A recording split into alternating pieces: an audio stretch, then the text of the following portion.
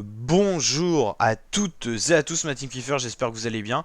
Aujourd'hui pour cette nouvelle vidéo, on se retrouve pour la présentation complète de l'étape 10 du Tour de France 2022. Une étape qui reliera Morzine, les Ports du Soleil à la ville de Megève. Une étape qui n'est pas classée comme montagneuse, c'est juste une étape accidentée de par ces cols plutôt roulants qu'on va rencontrer dans la journée.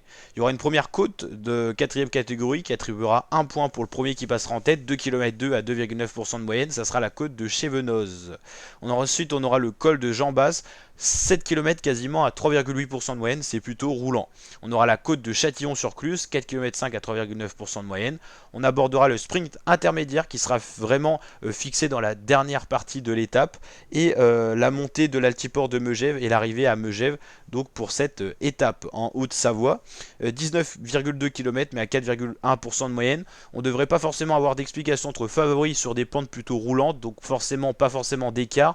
C'est plutôt une étape qui est dédiée à une échappée qui ira au bout avec des coureurs pas forcément bien classés au général qui pourra se jouer la victoire d'étape sur des pentes plutôt roulantes. Un rouleur pourrait arriver à s'imposer à l'issue de cette étape, donc c'est vrai que c'est un profil assez spécifique et peut-être une étape qui est dédiée aux baroudeurs, une étape assez courte, assez roulante même sur des portions de col et juste avant une grosse étape de montagne Albertville, col du Granon, Serre Chevalier. Donc les leaders devraient se reposer et pas forcément se disputer déjà cette étape 10 et se préserver pour l'étape 11. Justement en plus après l'étape de repos, ça va reprendre tranquillement de quoi s'échauffer avant la semaine intense, cette deuxième semaine qui attend les coureurs. Donc la team, n'hésitez pas à me dire ce que vous en pensez de cette étape en commentaire, à liker la vidéo si elle vous a plu, à vous abonner, à activer la cloche des notifications pour suivre avec nous en intégralité le Tour de France 2022.